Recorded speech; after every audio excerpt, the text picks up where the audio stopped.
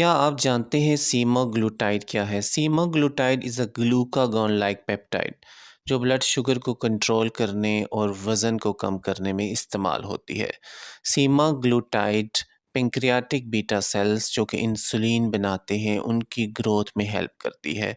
Semaglutide भूख को कम करती है, डाइजेशन को स्लो डाउन करती है।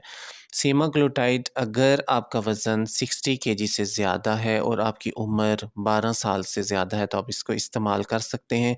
सेमाग्लूटाइड उन मरीज़ों के अंदर ज़्यादा फ़ायदेमंद होती है जिनको टाइप 2 डायबिटीज़ मेलाइटस होती है। सेमाग्लूटाइड अगर आपकी family history thyroid cancer, medullary thyroid carcinoma या MEN2A की नहीं है या आपको ड्रग एलर्जी नहीं है तो आप सेमाग्लूटाइड को इस्तेमाल कर सकते हैं।